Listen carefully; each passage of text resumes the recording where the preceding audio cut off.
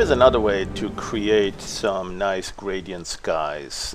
This is perhaps a little bit more into photography, and the idea is that maybe you've taken some pictures or some video shots, and you're looking at them and you say, oh, that's a beautiful transition of blue shades and colors, maybe with a little bit of clouds like this one here. Let's double click this one. And oh, there's even the moon and Venus. That was this morning. And what I'd like to do is copy that into the clipboard and then transfer it to Dog Waffle. So I'm gonna go and whatever the German name is for equivalent for copy there, kopieren. That's Irfan view here. I'm using it in German. And here we go with loading that into Dog Waffle. In fact, I've been experimenting, as you can tell, and there is one here that I'm going to store from the image menu. This used to be the buffer menu in earlier versions, and I'm going to store that. Right, so here we have a stored or a saved copy. And but what this actually started from was something like this, or this one. This one had a lot of graininess because this is dark, and the film was set to high sensitivity, ISO rating at like 1600 or 800 or something like that. So a lot of grain, a lot of noise. And obviously there's a couple of different ways, a couple of things that you might want to do with something like that. One is to get rid of that noise, and I'm talking about the little bright speckles. Some of them, these are not stars, these are noise that you get on high sensitive film, and you might want to get rid of those. So for instance, here's a comparison. This is the original, and I have a stored copy here of the noise removed. So you can tell it still has the bigger picture, the bigger granularity, but the small granularity, the small little items are removed. All right, so that's one step perhaps towards getting it into more of a soft gradient, is to apply what we call the noise removal. All right, so let's see how that works. Let's go to where the moon is, right there. Okay, and so here's Venus and here's the moon. And what I'll do, let's zoom out a little bit. So what I'm going to try is to get rid of some of these small speckles, the tiny little bright dots, with the noise removal. And we go to the filter for that. The filter menu under noise, there is a noise removal. And that one, there's a couple of different ways to use it. There's two modes now. Let's try median. And threshold 64, count a couple of times, and go. This might take a little while. One thing that you'll want to do is pay attention to the moon.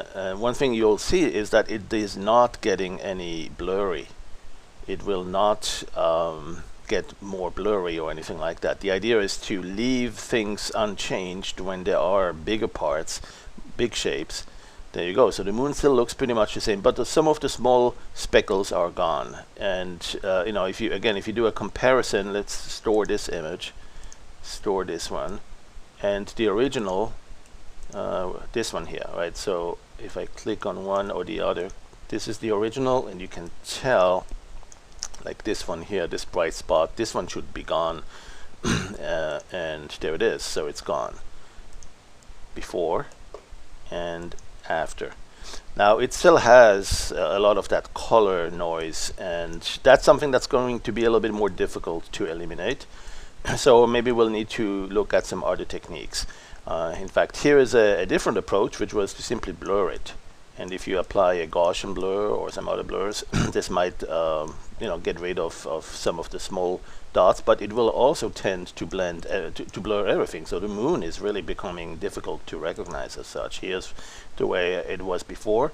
This is with the noise removal. So you see noise removal does remove the small speckles, but the bigger shapes remain. And then when you go and apply blur, well, then it's all blurry. Now sometimes that's fine, and let's have a look at another way to blur it. So there is this starting point, very noisy, or this one. Let's go with the original picture, like so, and go with one of the blur filters. So a simple blur might be this one. Hold on, let me zoom in a little bit more. There you go. So I'm going to move this to the side there. So let's go to the filter menu, and take a look at the first one, the simple blur, and look at what happens to the small items like small stars, small speckles there. Simple blur, go. And of course we can go and change the amount of simple blur, and so as you go with none, you don't see any change, and you see a little bit there. And so you could apply that 2 or 3 times, and gradually the bright speckles will be gone, but it will still also blur the moon and some of the bigger parts. So that's pretty much unavoidable. Now, if you want to really just create a nice gradient, a sky gradient, what you'll probably do is you'll ignore that. You don't care about that, and let's go with a stronger blur. Then there's a box filter, and that one goes really strong pretty quickly.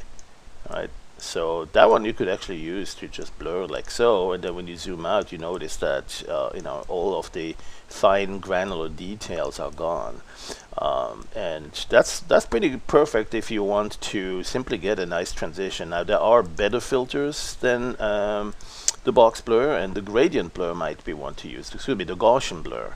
So let me go back with the original picture. There you go, and look at the moon and perhaps some of the horizon shapes here, the trees, and go to the filter, blur, and Gaussian blur. Alright, so with the Gaussian blur, no surprise here, it's going to do a pretty good job at, let's use the approximation, which is a little bit faster, more interactive, and you get to adjust how much blurring you want. And then if you wanted the very best quality, you can always go to precise. Hybrid is kind of in between the two, where it lets you do this in the accelerated way, like the approximate way when you drag the cursor, drag the slider as you move it around, and then when you let go, it switches to a final render on the precise mode. So you got the 2 options there, or 3 really. You got the approximation, where it stays in that and doesn't do any more final render when you let go of the slider, but you got the precise mode, where it's doing precise only the moment you let go. Only then does it actually go through the calculation, because it is somewhat time consuming. And there's the hybrid, which does both, both of best worlds. The fast one doing the interactive manipulation, and the final render that takes a little bit longer when you let go. Alright, so okay that. There's a couple of other ways that we could blur that, and let's go back to the original picture to see that. So one that I also think is pretty interesting is to actually blur it with the motion blur, and not just once, right? So I'm going to say, let's do a motion blur, and you see now that it's doing some streaks sideways, or you go move it up, and as you move this up, you'll see them kind of go vertical. And that could be really useful if you have some sort of a phenomenon in the sky that you want to accentuate, or pretend there is some sort of polar lights, or some sort of radiation effect, or something moving up or thing. So you could blur it perhaps along one way, let's say horizontal. Let's go like so, and then once you're done with that, do it again. Again, go to the blur menu and look for motion blur, but then this time blur it in another direction, maybe perpendicular to that. So you essentially have a first level of blurring, motion blur that goes sideways, and then one that goes up and down. And that also can create some fairly interesting designs. One more that I would also experiment with is the blur with the zoom blur, especially if you have some bright areas that you want to kind of show emanating rays from, right? So you could do the zoom blur right here from where the brighter part of the sky is. In fact, let me cancel out of that and adjust the dynamic range. Right now it is all mostly dark, and this brighter part is not to the brightest possible. So I'm going to adjust to expand the dynamic range. That's from the image menu. And in the image menu, you go to expand dynamic range. So that will bring the brighter parts to the brightest possible, and you have some here along the horizon. Obviously, you will still have some areas that look a little bit blotchy, and it's not fully smoothed on the transition. So that's where some of that Gaussian blur might help some more. But let's do just the zoom blur. We did the motion blur. Let's do the zoom blur. And move that in the preview. What you do is you move it here with the crosshair is in the preview. You move it to the bright spot or wherever you want. It could be on the moon, it could be on the dark tree, whatever. It doesn't have to be very precise, but what you want to do is have good quality and have the factor, pretty high factor, so that it tears this apart pretty strong, right? And then you're done. And so with that, you get another interesting gradient that also has a little bit sort of a localized interest. It focuses on an area rather than just being all the same. There are actually two more modes for the blurring with kind of similar features to the zoom blur, and that one is called Mystic Vision. It's one filter but two options in it. One is the dreamy and the other one is the scary or dark mode. Let me actually start from the original picture again. And so there it is. And what I'll do is I'll do the expand dynamic range. It's not going to be a whole lot of difference here because there are some pixels that are very bright already. It's just that they're very small. And what I'll do next is to apply the filter for blurring on that Mystic Vision mode. Alright, so here you can see I'm going to go to where the moon is, and try not to look just at the small preview, but if you look at the image underneath it, that it is dynamically updating on the fly, you can see where you need to go until you have almost no distortion on the moon at all. Right? And then you can go with perhaps the factor, increase it. It's still a little bit off there. It's going to be a little bit tedious there because you have a small preview. There you go, that's pretty good. And then you can set the quality higher. And so now you see bright rays, like God rays or light rays being cast here from the center point. But you might also go to the scary mode. And in that case, it's kind of darker shades. Still, the idea is that it will introduce a little bit of a central point of interest. It will have a sort of a radiation or radial focus, and you'll see some something that almost might look like shadow casts. Who knows? Maybe even meteor showers. It's like a radiant from where the meteors are shooting out here. But you can see all sorts of different side effects from doing that. And so that's another way that you can add some interesting features into that gradient. Right. So for instance, here I'm going to blur it again with the Gaussian blur and make it very blurry like so. And wait for that, and then go to let's see, what could I do perhaps? Let's make it brighter again on the dynamic range, expand the dynamic range. So now we have some nice bright parts. Let's go blur it again with the which one shall it be now? Let's do the zoom, let's do the Mystic Vision one more time. Let's put the Mystic Vision right there on this bright spot and have the factor go out, high quality.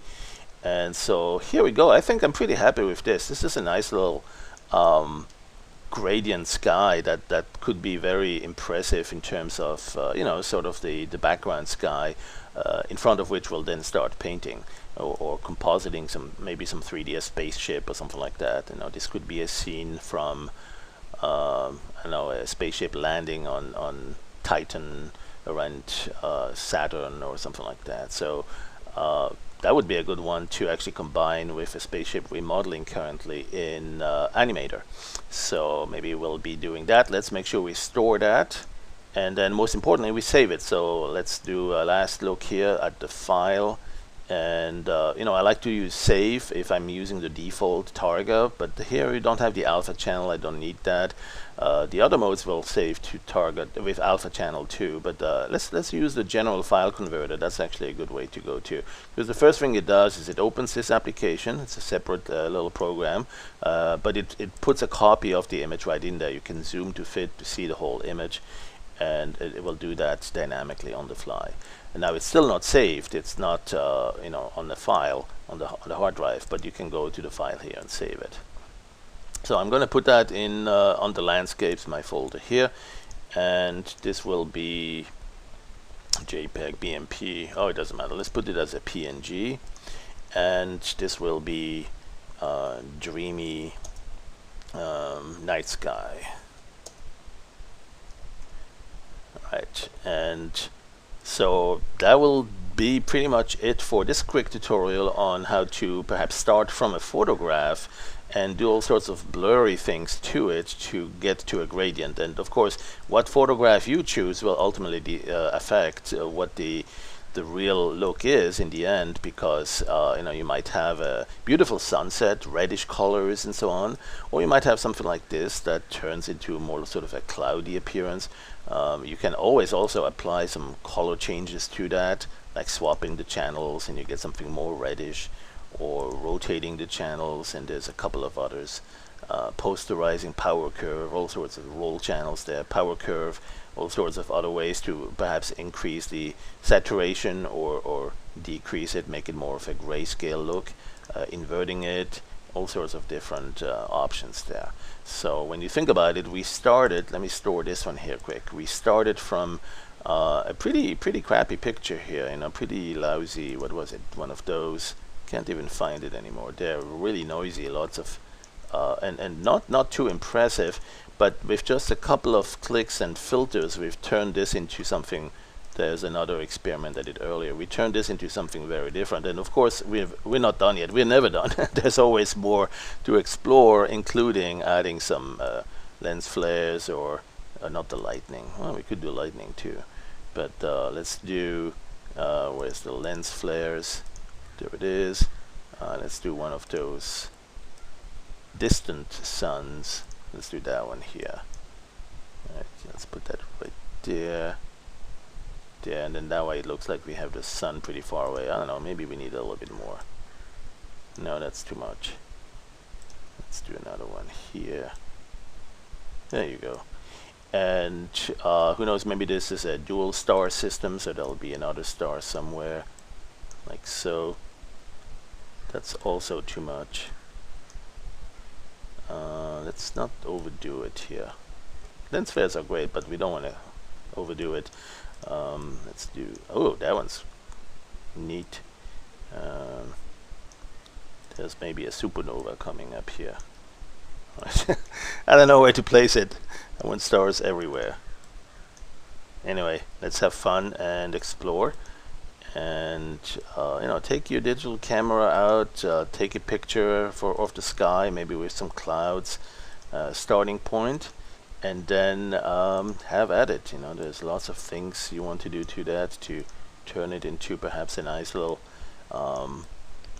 dreamy getaway planet scene, and make that your screensaver or your desktop background. And of course tons of other things, other ways to use it. Alright, thanks for watching.